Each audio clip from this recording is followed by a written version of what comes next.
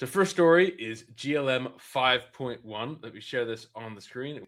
Have a look. Here goes. Okay. Oh, not that layout. That layout. Okay. Post by Ziwan Lee. Don't panic. GLM 5.1 will be open source. So why did he have to say this? Looks like almost 1 million views. So people Yeah. care. So it's an interesting trend that is starting to surface, and that is that these labs that traditionally release on day one an open weight model are now releasing the models via their API platform, and they later release the weights. I think a while back that might have happened. There was like a 2-day delay or a 1-day delay, and there was so much hand wringing. And now we're looking at like a 2-week delay for MiniMax 2.7, maybe a month-long delay for GLM 5.1. And I think there's two things to look at there. One is these labs probably aren't making any money from these models. They spend gazillions of dollars training them. They share the weights on Hugging Face, and everybody takes them, and all these inference providers serve them, and maybe 1% of people connect to the original provider. Probably in China, a larger amount, just because it's easier in China to connect to Chinese providers. It's easier in the US to connect to non-Chinese providers. And I'm not even talking about policy. I'm just talking about payment methods. Just latency, right? Yeah. You know? So I would say that releasing a model only on their API platform forces people that want to play with this to like, I guess I got to get myself an Alibaba Cloud API key if I want to, play with this. Although a lot of times it's served through OpenRouter, and that's how you can kind of play with it. But I think it's also something that allows them to, control the narrative and polish the rough edges. One thing about 5.1 is it's supposed to be really powerful and really amazing and a huge step up. But I think the benchmark they released was like some internal benchmark.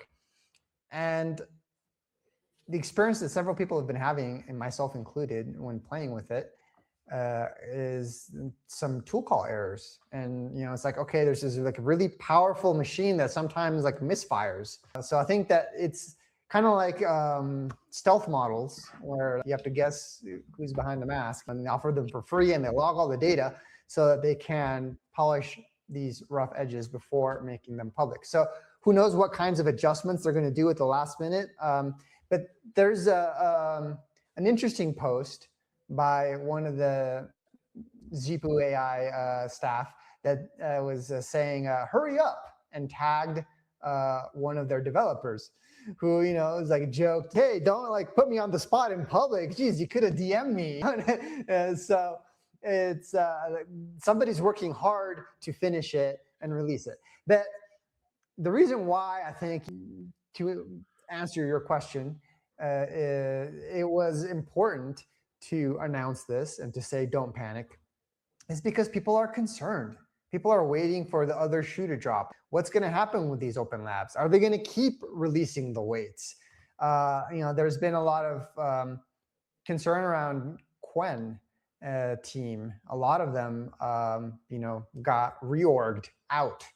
And we're seeing that something similar happened recently with Alan AI, who's the maker of the most fully open model, training data, scripts, environment, code. That's just down the road from me, the Allen AI Institute. So like they're probably like can't think of the word, but epitome would be a good one of the paragon of an fully open model.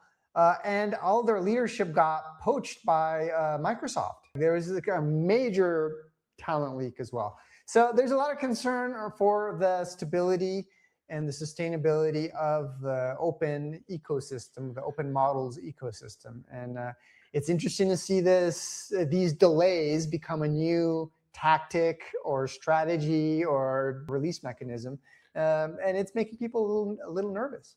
As a, quote, recovering academic, you always see in academic papers like source code and data available upon request as a little footnote. And then there's been like analyses of how true is that statement. and you'd get the source code 20% of the time eventually when the author responds to your email. And out of that 20%, did it actually work? Did it do what it said it was going to do?